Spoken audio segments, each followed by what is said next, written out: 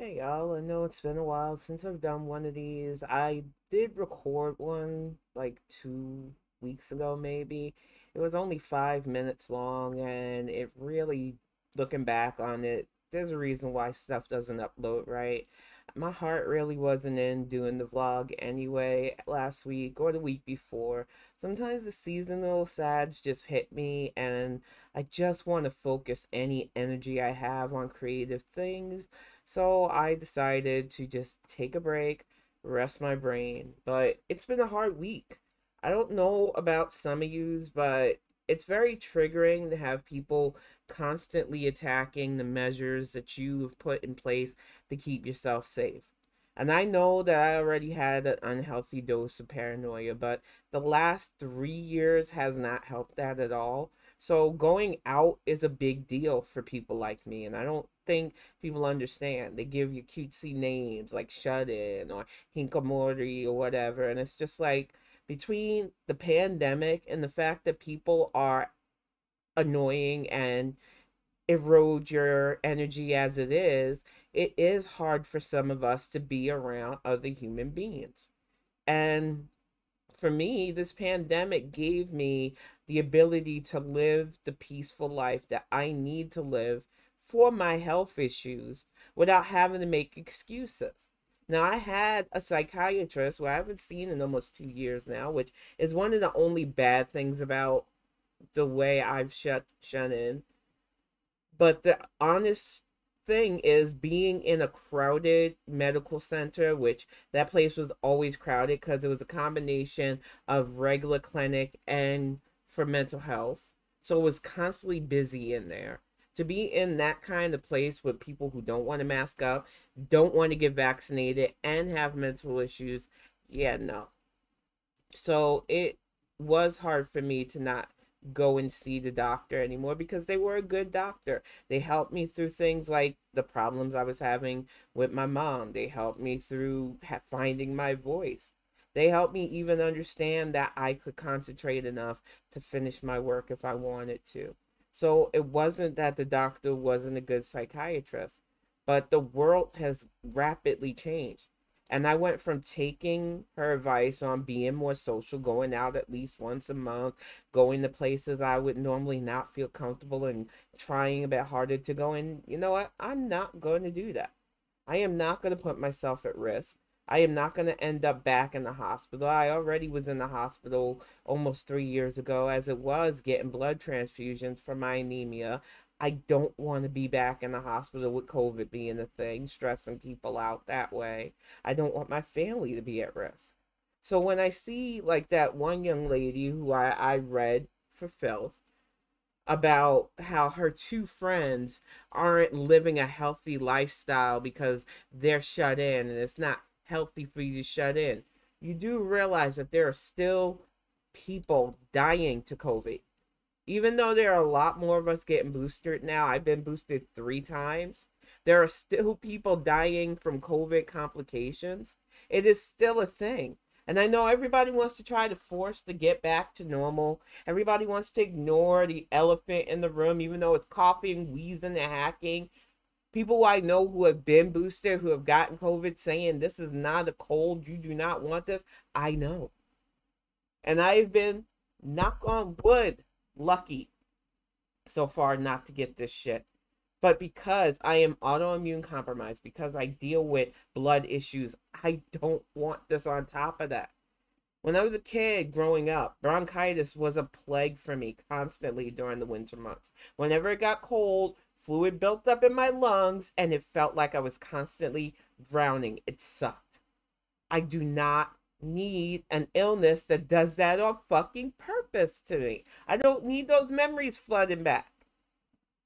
And then when you add the paranoia that my schizoaffective disorder gives me, being around people that don't want to mask up, don't care, especially when you live in a more rural section of your state and you got the herp derp derp, government can't tell me what to do types with their let's go Brandon fucking trucks all around. Yeah, no, I don't trust my health around those types. The types that side eye you when you leave your house with a mask. Like, you trying to say I'm infected? Bitch, yes. I just don't understand why it's anybody's business. Those of us who can comfortably shut in, because not everybody can do this.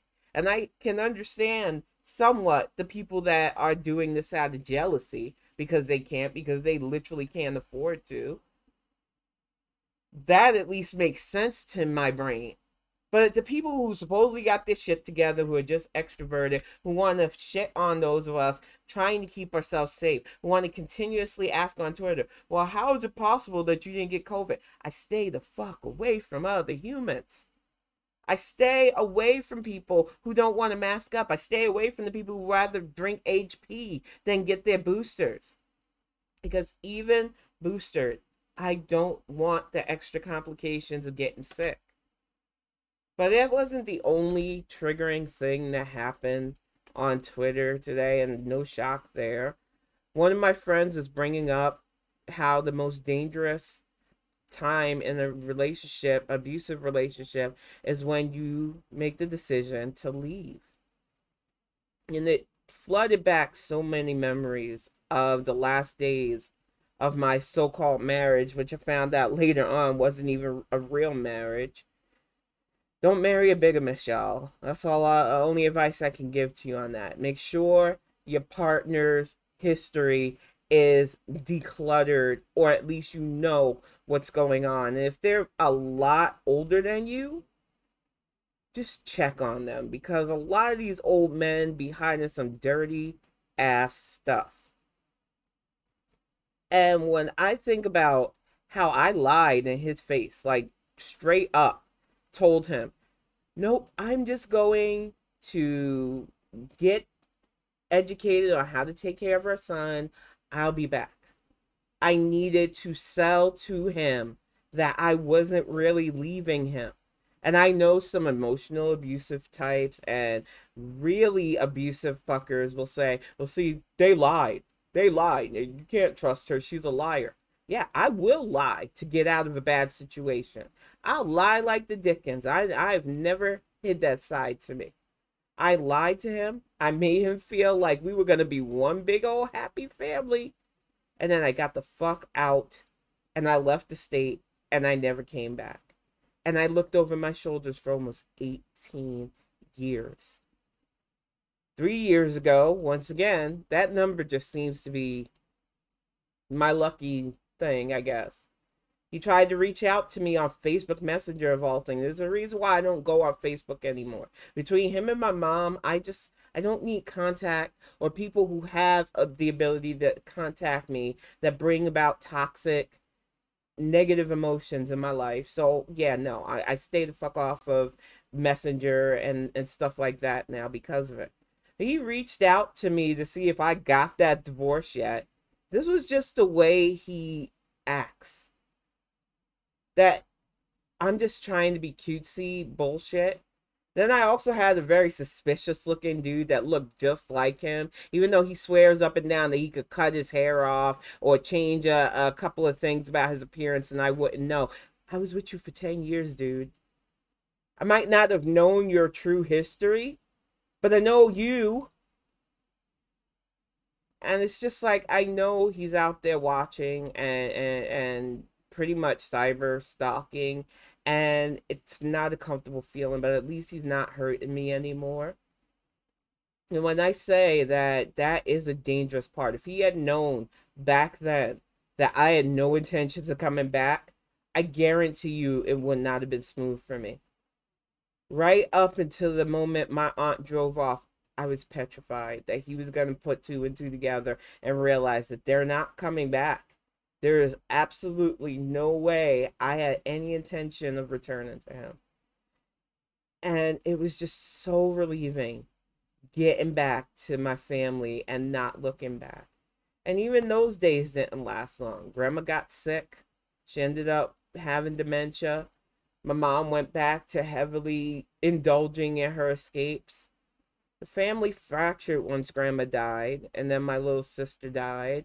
And now I don't really talk to anybody in my family. It's sad, but it's the reality of protecting my peace. And that's why I think it's hard for me to do these vlogs. because you got to put a lot of yourself out there, a lot of personal stuff, a lot of stuff that you went through. And I'm still processing a lot of that trauma. I'm still working through a lot of the feelings that I get on that. And it's not hard to trigger that memory and that emotion of that fear that you have when you're just doing everything you can to assure the person hurting you that, oh no, no, everything's fine. I promise you, I'll be back. I promise you, we're gonna be happy, and knowing that everything about this person makes you sick to your stomach, and you're just tired. You're tired of the situation, and you just want to protect your little one and yourself and get the fuck out of there. You're tired of their ways. You literally have somebody jumping in your face talking about you're the reason why we're not together, and it's like, I will give him to you. I don't want him anymore.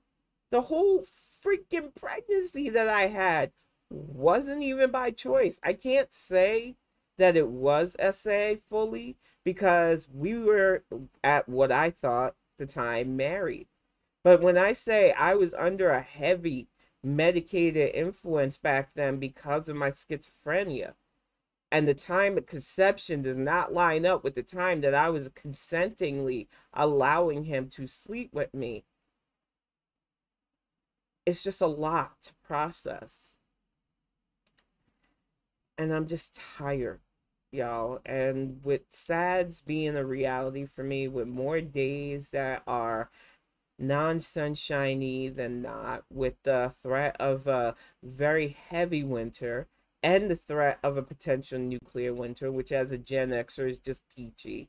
The fact that we're ignoring the fact that there's a 70-year-old Russian despot hiding in a bunker thinking about using nuclear weapons is just giving me day after PTSD again, and I don't want this.